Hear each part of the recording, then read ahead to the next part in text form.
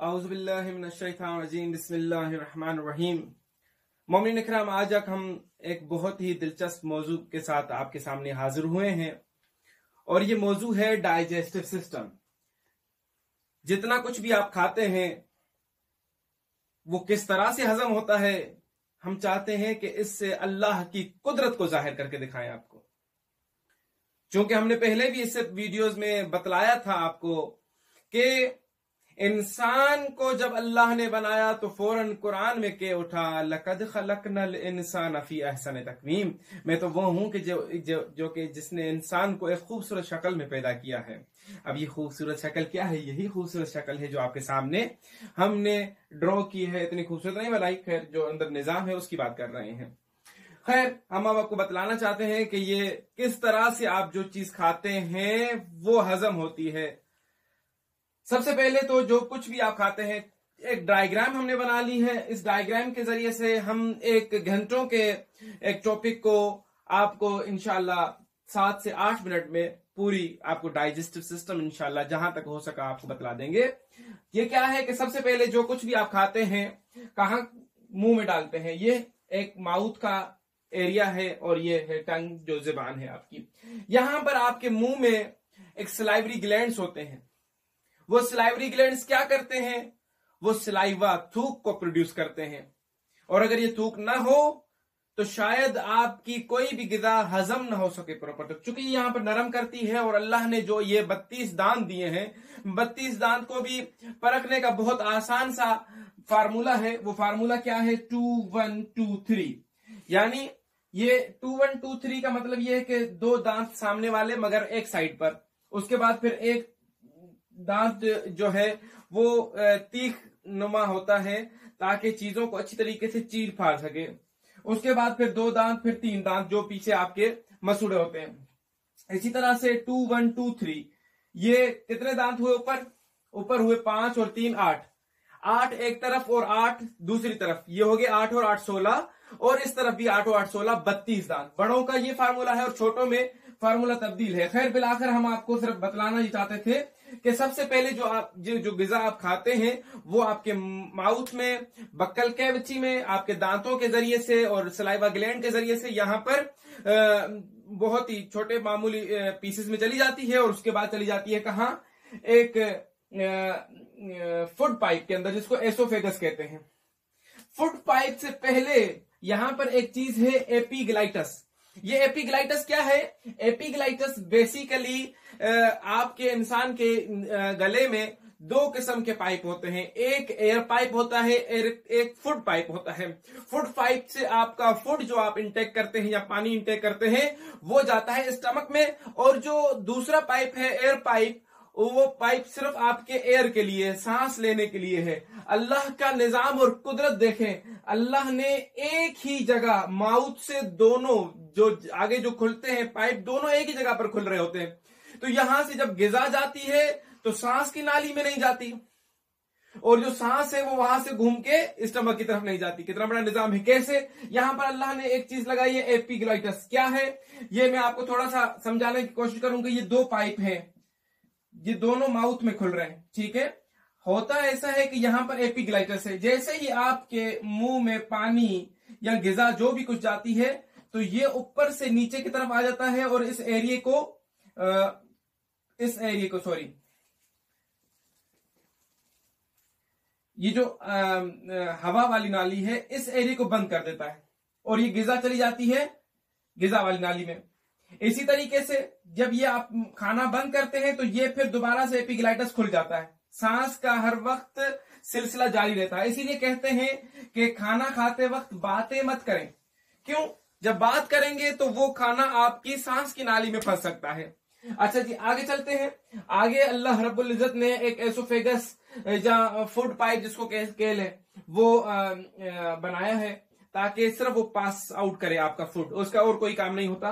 इसके अंदर अल्लाह ने स्फिंक्टर्स लगाए हुए हैं। स्फिंक्टर्स को बहुत ही आसानी से समझाने की कोशिश करूं, इस तरह के समझे कि आपके जो वहां पर मसल्स हैं वो इस तरह के हैं।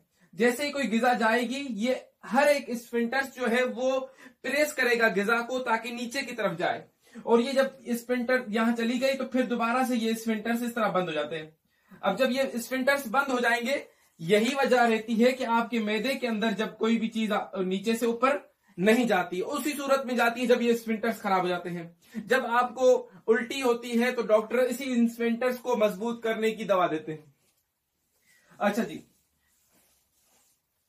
जैसे ये गिजा स्फिंक्टर्स मसल्स के जरिए से मदद से आपके स्टमक में पहुंच जाती है, तो स्टमक में तकरीबन 3 से 4 घंटे तक ये गिजा इसके अंदर रहती है। अब जिसके अंदर जो प्रोटीन होते हैं, फैट्स होते हैं, कार्बोहाइड्रेट्स होते हैं, हर किसी के डाइजेस्ट होने का एक अपना टाइम पीरियड है। इसीलिए कहते हैं कि खाना खाने के फौरन बाद जो है आप पानी मत पिए। क्यों? क्योंकि यहां पर HCl ज्यादा मिकदार में होता है, और HCl क्या करता है, आपकी गिजा हो, फैट्स हो, कुछ भी हो, उन सबको बहुत ही छोटे छोटे पीसेस में डिवाइड कर देते हैं।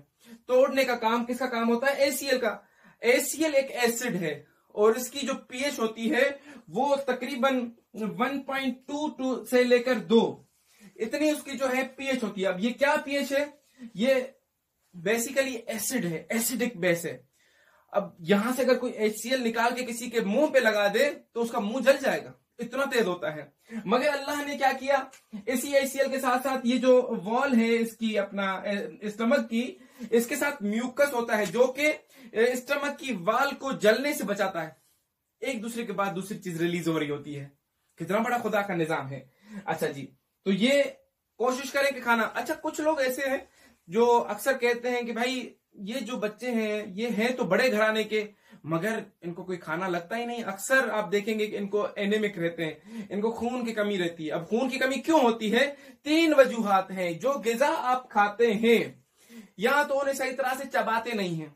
अगर गिजा को सही तरह से चबा के नीचे नहीं भेजेंगे तो वो सही तरह डाइजेस्ट नहीं होगी, एक ये वजह है। ठीक है, और इसी वजह से तो अगर हम आप इस्लामिक कवानीन की भी अगर स्टडी करें तो आपको पता चल जाएगा कि आज से 1400 साल पहले हमारे पाक नबी ने बतला दिया था कि जब भी गिजा को छोटे छोटे लुक़्मे बनाकर खाओ और उन्हें जितना हो सकता है मुंह के अंदर चबाओ और फिर नीचे जाए।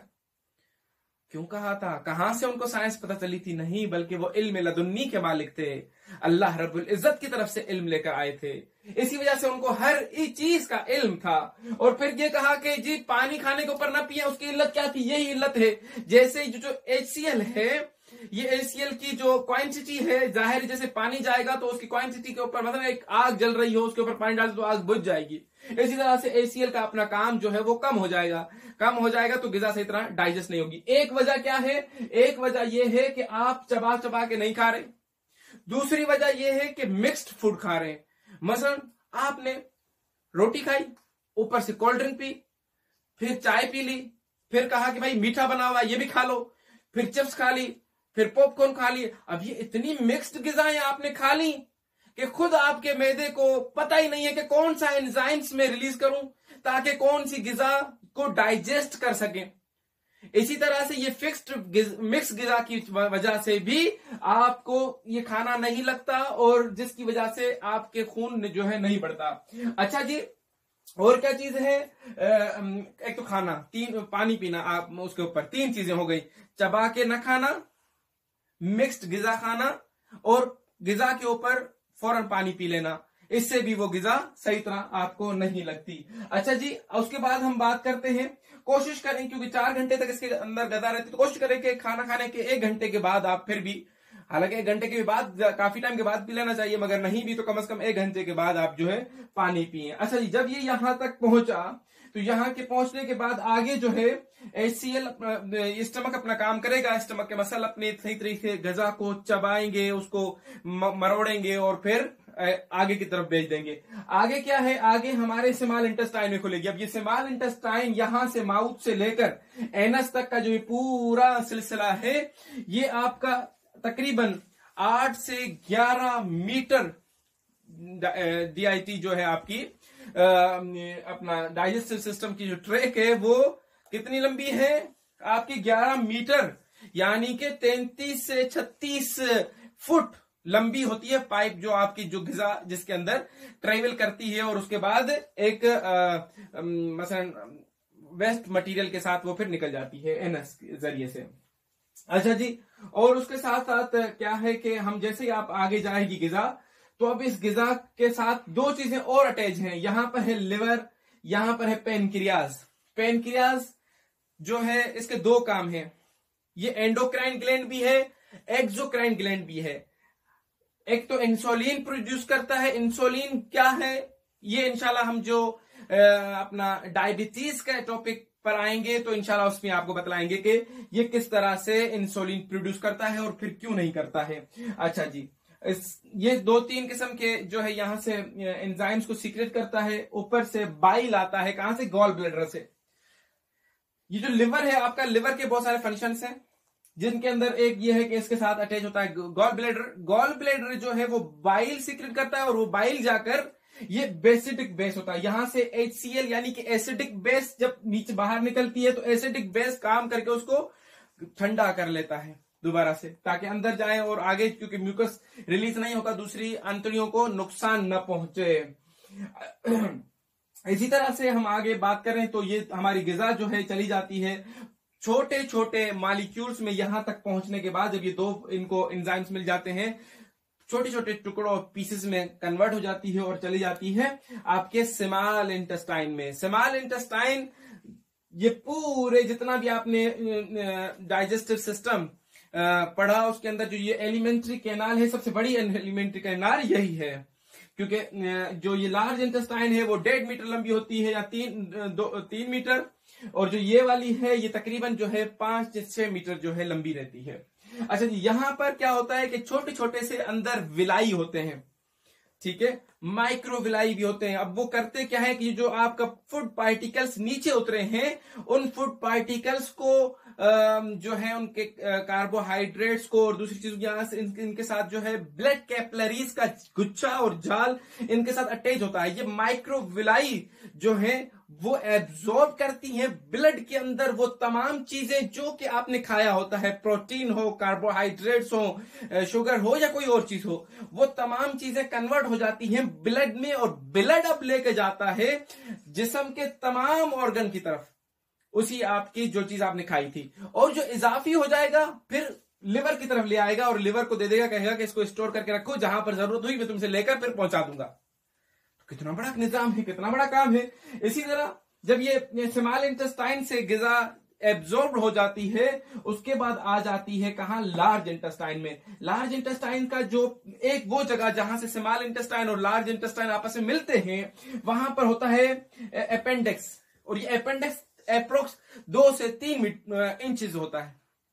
होता ऐसा है कि किसी किसी इंसान का ये अपेंडिक्स बड़ा हो जाता है 8 इंच 12 इंच, और ये समझे कि बड़ा बड़ा इतना भी हो सकता है, ठीक है। तो डॉक्टर्स क्या करते हैं? डॉक्टर्स इसी छोटा सा एक ऑपरेशन करते हैं यहां पर, और इस अपेंडिक्स जो बड़ी हो जाती है, यहां से ये अपेंडिक्स की नली कहें या एक पाइप छोटा सा, आज तक इसे डॉक्टर समझ नहीं सके हैं कि ये अपेंडिक्स है क्या। बिलाखिर ये अपेंडिक्स को डॉक्टर्स छोटे से ऑपरेशन से काट देते हैं, फिर ये अपनी जगह पर वो छोटी सी साइज में हो जाता है। जो भी गिजा है वो चली जाती है लार्ज इंटेस्टाइन में। लार्ज इंटेस्टाइन में जितना भी आपका वोटरी मटेरियल होता है वो एब्जॉर्ब हो जाता है। उसके बाद अल्लाह की दूसरी कुदरत ये है कि इसी लार्ज इंटेस्टाइन के अंदर ई कोलाई, स्क्रीडिया कोलाई और साल्मोनेला टाइफी, ये वाफर मिकदार में यहां पर माइक्रो ऑर्गेनिजम्स होते हैं। ये ऑर्गेनिजम्स क्या करते हैं? वो जो भी आपका फूड है उसको बेसिक में तब्दील कर देता है, और उसके साथ साथ जो है उसको मदफू में या स्टूल की सूरत में बना देता है। अब जब वो स्टूल की सूरत में बना देता है तो वो तमाम यहां से आकर आपके एनस के जरिए से पास आउट होता है। इससे पहले रेक्टम में जमा हो जाता है और एनएस के थ्रू पास आउट होता है। और जब ये स्टूल आपका एक आम नेचुरल एनवायरनमेंट में आ जाता है तो फिर भी कोई नुकसान नहीं पहुंचाता। इसलिए नुकसान नहीं पहुंचाता चूंकि बेसिक बेस होता है।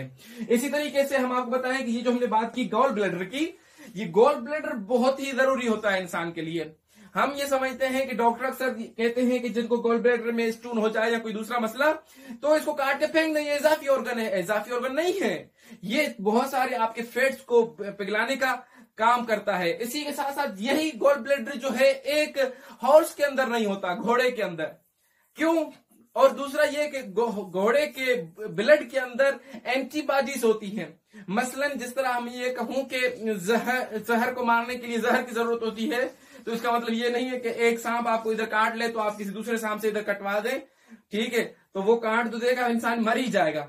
बिलाखिर इस तरह नहीं है। होता क्या है कि हम क्या करते हैं कि एक घोड़े को, हॉर्स को किसी सांप से कटवाते हैं तो उसके अंदर इतनी बड़ी ताकत होती है खुदा की तरफ से दी हुई, फौरन वो उस जहर पॉइजन के अगेंस्ट में एक एंटीबॉडी क्रिएट करता है। हम उसका ब्लड निकाल के उससे वो एंटीबॉडी ले लेते हैं। अब वही एंटीबॉडी जब इस तरह के किसी सांप ने किसी इंसान को काट लिया तो हम वही एंटीबॉडी इंसान को लगाते हैं तो इंसान बच जाता है। तो ये एक बहुत बड़ा खुदा की तरफ से एक निजाम है, एक सिस्टम है। तो अल्हम्दुलिल्लाह से मैं समझूंगा कि आप काफी हद तक, चूंकि वक्त इतना ज्यादा नहीं होता, थोड़े से वक्त के अंदर ये तमाम चीजें समझानी होती हैं। उम्मीद करता हूं कि आपने छोटे से हमारे इस टाइम के अंदर बहुत सारी चीजें खुदा की निजाम और कुदरत को समझने में कोशिश की होगी और समझे भी होंगे। काफी चीजें हम पहुंचा चुके होंगे और काफी चीजें नहीं भी पहुंचाई होंगी, वो आप हमें मैसेज कर दीजिएगा, टेक्स्ट कीजिएगा। इंशाल्लाह हम कोशिश करेंगे नेक्स्ट किसी वीडियोज में आपके वो तमाम सवालात जो आपके जहनों में अभी पैदा हुए होंगे उनका हम आपको ऐसा तरीके से जवाब दे सकें। वस्सलामु अलैकुम रहमतुल्लाहि व बरकातुहू।